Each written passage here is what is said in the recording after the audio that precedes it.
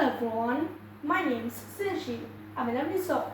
Today I'm going to present about fungus and plants. First, I'm going to talk about fungus. So what are fungus?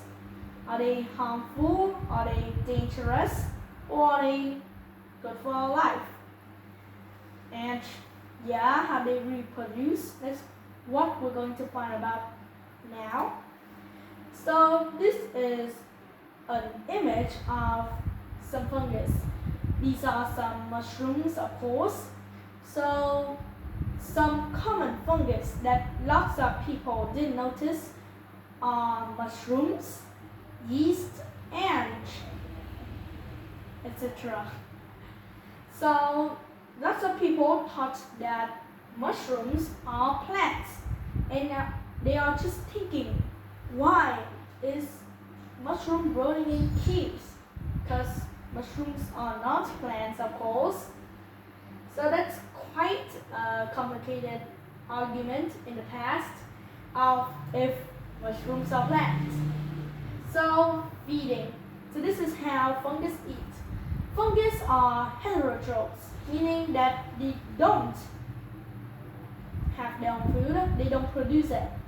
So plants are commonly not heterotrophs. So mushrooms, even though they look like plants and even though it looks like they can produce food by themselves, but they actually are finding food. So they must find things to eat. Most fungus are actually decomposers. Not a bad fact to know. So they're gonna decompose. They're gonna live on an object. An object that's already dead. So an object that's already dead, which are objects that can perform living things like living thing activities, like reproducing, exchange energy. But now they can't. So they're gonna grow on those objects and gonna decompose it. So yeast, I don't know how they even make bread with yeast. Who knows? And next are reproduction. So fungi are reproduced by spores. So spores are similar to a seed that plants have, but they are very small. First time when I read this, I thought it was so small that I have to use a microscope. So that's the only way, I think, to make a mushroom grow. If you ever disturb a mushroom that's growing up, then it will grow in a poor yard and it produces a cloud. The cloud is full of spores. So do not disrupt it. And of course, after they spread their kinds of seeds, those seeds are gonna grow on an object, then feed on it. Just keep doing this. It's just like the life cycle. Of course, there are lots of fungi. No, I mean fungus, of course.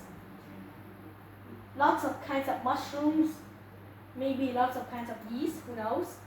And so actually, fungus or fungi can be either dangerous, or I should say good, or harmless, or good. Like penicillin. I don't know if I pronounced the name of that vaccine correctly. So penicillin is discovered and not created by a scientist. I think his name was Alexander Fleming, and that's very helpful to humans because it cures lots of bad diseases. But the bad thing is that some fungus or fungi are the causes of diseases. So these fungi or funguses are actually in both hell or heaven. Next, we're gonna talk about seeds. So seeds do look normal. Maybe you think it's just one part, but it's actually very complicated. So there are two types of seed, monocot and dicot. Some monocots have one cotyledon, which is the same as its name, mono, one. It has a parallel vein, petals of 3 and fibrous roots. But a dicot has taproots, of course. It has branching vein, not parallel, and petals are 4 or 5. And to its name, the prefix. Then it has 2 cotyledons. So here's an example of a seed. As you can see here, this is actually a dicot. Look, this part and this one are 2 cotyledons. This is the aerial root. I can't see clearly that part. So some of the parts that you will regularly know. The coat. Yes, it have the coat here. Whenever I check fruit, I left back the seed. So after my mom boils up all the seed, then we'll take out the seed coat and actually can eat the part inside. Yeah, so not just a normal thing. A seed is very complicated. Such a seed. A seed is already complicated. Then how about a whale? So complicated. Everything's complicated, but not when you have your logic and things you get from learning. Next, we're going to talk about mode and graphing. So here's a lot of vocabularies that we need to know. So when I say IV, which are independent variable, DV are dependent variable. So the independent variable can't change other variables because it can't be even independent. For example, like if the pressure is low, then this is an independent variable, so it can stand on itself and it can actually change other variable. If the pressure is low, then the volume is low. But if the volume is high, it doesn't mean that the pressure is high. So as you can see, the variables are independent and dependent. So this is a graph. So it's a labeled red where data is placed. And we need to know one last thing to help us to understand the steps in making the graph. That is hypothesis, an educated guess of what we think will happen, but it can't or can happen. So here are the steps into making a graph. First, you're gonna ask a question, and the question must be answerable.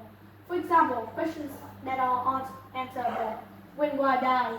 How will I die? How can people know, right?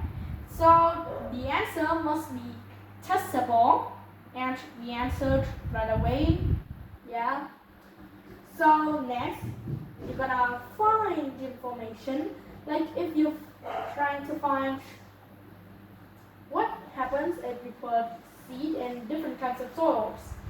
So next, you're gonna find information. Of course, the next step is to make a hypothesis. That's why I said that vocabulary is very important. Then you're gonna test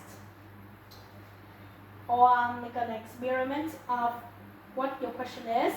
Like, maybe you will collect some kinds of soil, for example, clay, mud, etc.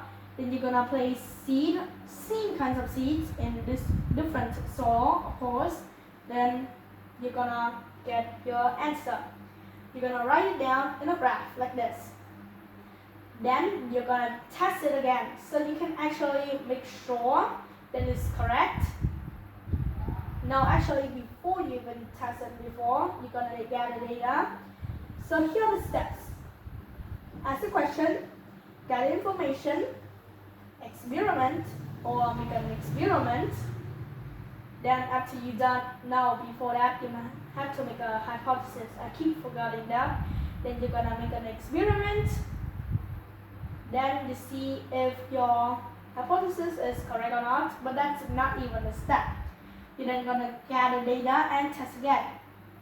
I think that's all the stuff, maybe, but that's all what I want to present about. Thank you for listening and goodbye this time.